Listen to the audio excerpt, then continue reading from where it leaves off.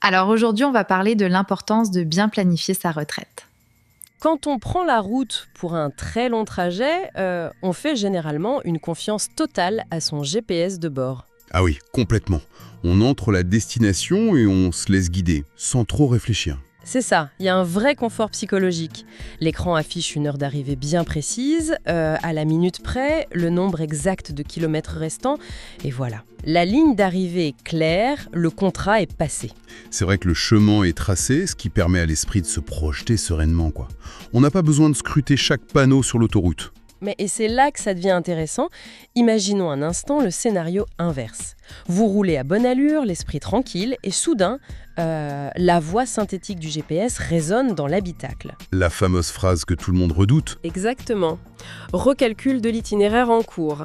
Et là, sous vos yeux médusés, l'heure d'arrivée recule d'une année complète, la distance s'allonge d'un coup, ou parfois, un raccourci hyper complexe s'ouvre sur la droite.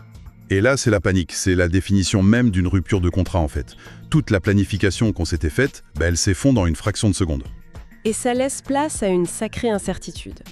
Cette sensation de vertige face à un écran qui change les règles en cours de route, c'est exactement ce que vient de faire l'État avec notre système de retraite. Oui, on peut vraiment utiliser cette métaphore du GPS qui disjoncte. C'est pour ça qu'aujourd'hui, en ce lundi 23 mars 2026, notre exploration approfondie plonge en plein cœur de ce labyrinthe administratif. Ce fameux recalcul dont on parle, c'est la récente suspension partielle de la réforme de 2023. Suspension qui était actée par la loi de financement de la sécurité sociale, la fameuse LFSS pour 2026. Voilà.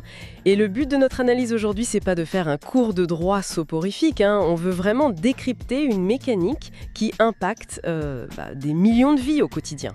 Tout à fait. Et pour cartographier tout ça, on ne s'appuie pas sur des bruits de couloir. On a rassemblé un corpus de documents vraiment précis. Ouais, on a une sacrée pile sur la table. Il y a notamment les guides très pointus du syndicat CFDT retraités, surtout les fiches 09 et 20 qui sont en fait remplies de cas réels. Des cas concrets qui aident beaucoup à comprendre, oui. Et on a croisé ça avec les notes de mise à jour des simulateurs officiels, comme l'Agir Carco, Info Retraite, Service Public. Et on a aussi ajouté un article d'analyse très poussé du cabinet Esteco, plus l'historique structurel du site retraite.com. Donc, la mission pour tous ceux qui nous écoutent, c'est de rendre cette bureaucratie transparente. C'est le grand défi. Comprendre ce qui a basculé fin 2025, comment ces lignes de loi s'appliquent dans la vraie vie, et surtout, comment naviguer dans ces simulateurs sans se faire piéger. Parce qu'on va le voir, ces outils ont parfois beaucoup de mal à suivre le rythme des lois. Mais bon, pour commencer, je pense qu'il faut regarder un peu dans le rétroviseur. C'est indispensable, oui. On ne peut pas comprendre le coup de frein de 2026 sans voir à quelle vitesse on a changé de direction avant. Oui, l'historique dressé par retraite.com et Esteco est super clair là-dessus. Si on remonte à la création du régime général en 1945, l'âge légal, c'était 65 ans. Ce qui, à l'époque, correspondait à un monde complètement différent, en termes de démographie et d'espérance de vie, bien sûr. C'est sûr.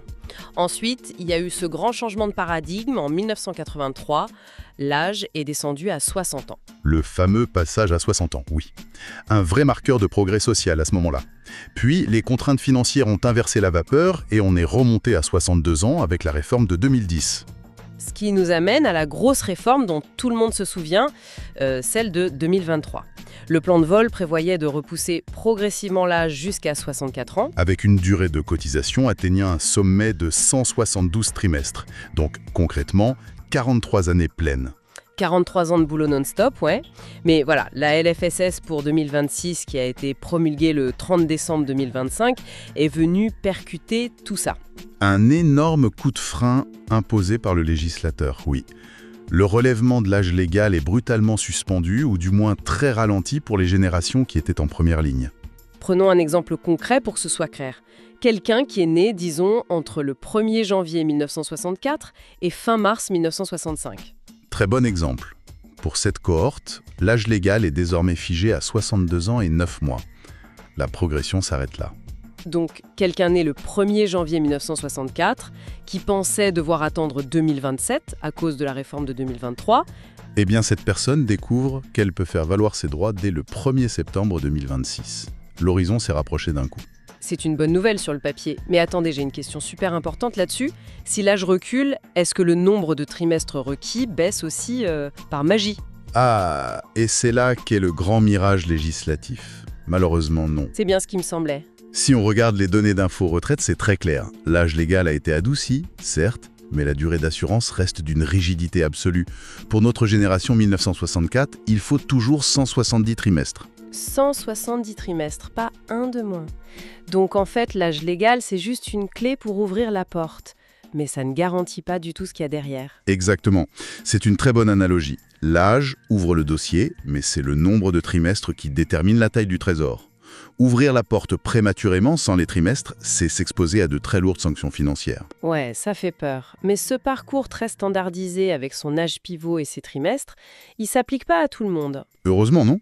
Si la vie a mis des gros obstacles sur votre route, ou si vous avez commencé à travailler très très jeune, le système propose des portes de sortie alternatives. C'est un peu un pass VIP, mais payé à la sueur de son front ou par des accidents de la vie, en gros. C'est ça.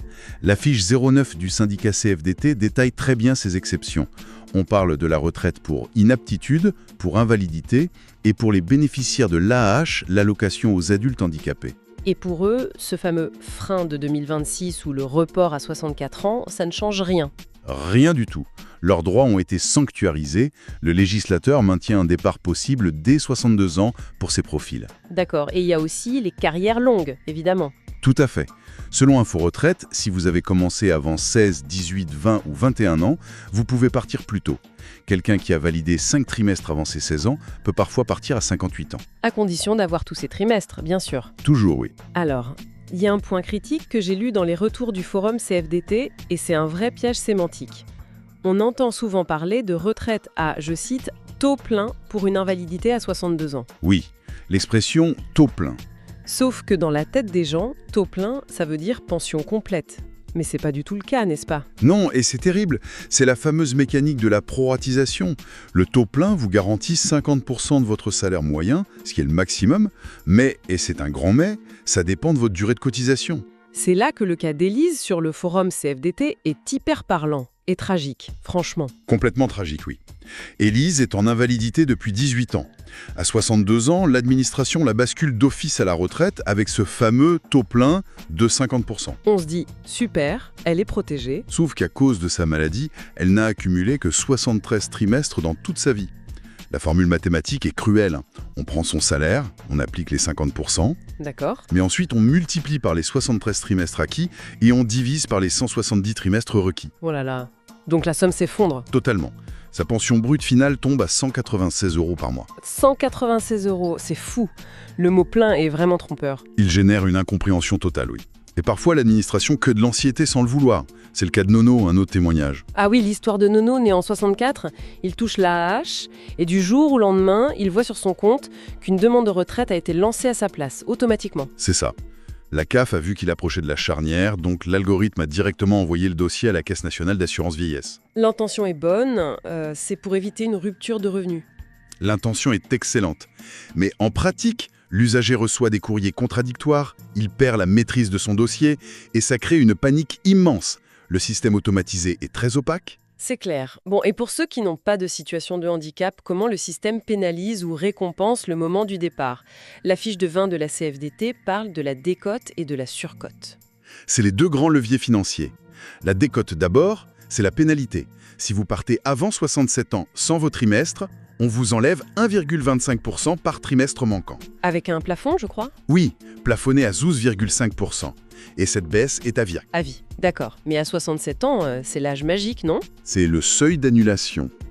À 67 ans, même si vous avez travaillé très peu, la décote est effacée. Attention, la proratisation dont on parlait pour Élise s'applique toujours, mais la punition de la décote disparaît. Ouf. Et à l'inverse, la surcote, c'est la récompense. Exactement. Si vous avez tous vos trimestres, mais que vous continuez à travailler, après l'âge légal, vous gagnez un bonus de 1,25% par trimestre en plus. Et c'est là qu'on arrive à un sujet hyper débattu, la surcote parentale.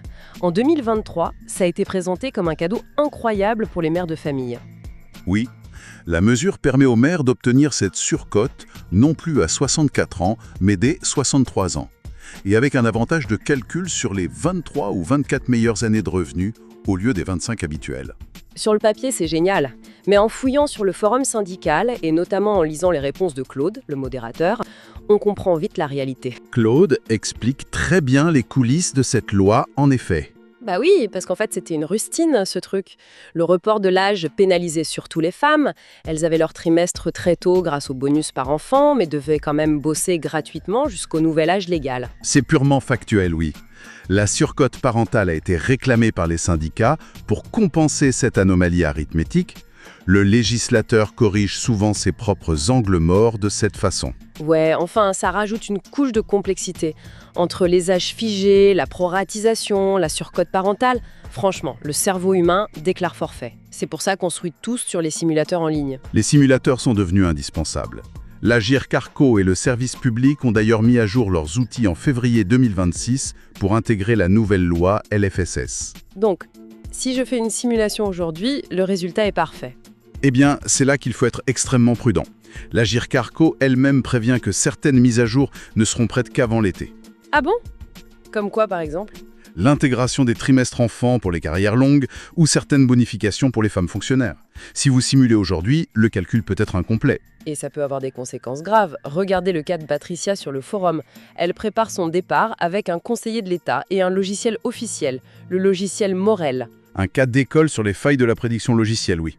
Le logiciel lui dit « Repoussez votre départ à avril 2026, vous aurez 3 trimestres de surcote, soit 3,75%. » Elle le fait, et à l'arrivée, l'administration ne valide que 2 trimestres. Comment c'est possible? Parce que le logiciel lisse les prévisions sur la base du temps qui passe. Mais dans la réalité juridique, un trimestre se valide par l'argent gagné, pas par le temps assis à un bureau. C'est une question de salaire, en fait. Exactement. Il faut gagner 150 fois le SMIC horaire pour valider un trimestre.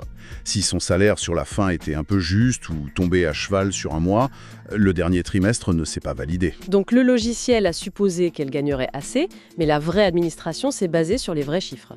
Si même les logiciels de l'État se trompent, que doit faire notre auditeur-auditrice? La clé, c'est l'anticipation.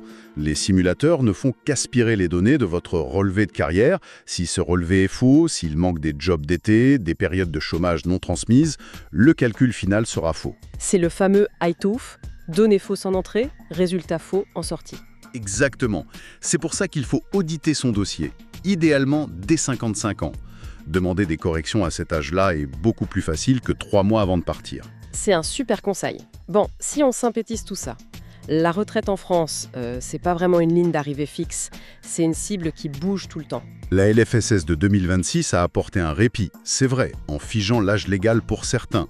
Mais on garde cet écosystème ultra complexe de décote, surcote et d'exception. La leçon à retenir pour ceux qui nous écoutent, c'est qu'il faut surveiller son compte retraite activement tout au long de sa vie. Mais ça m'amène à une réflexion un peu provocatrice pour terminer. Je vous écoute. Puisque cet âge légal n'arrête pas de changer au gré de la démographie et de la politique, on l'a bien vu avec cette suspension de 2026, est-ce qu'on verra un jour la notion même d'âge légal disparaître complètement ? C'est une idée très intéressante. Disparaître au profit de quoi, selon vous ? Eh bien, on pourrait imaginer un système purement algorithmique. Au lieu d'avoir un âge national pour tout le monde, une IA calculerait un score de départ unique pour chaque personne, en temps réel. Un score basé sur des données personnelles, donc. Ouais, l'algorithme prendrait en compte votre espérance de vie individuelle, votre dossier médical, l'usure physique de votre métier spécifique.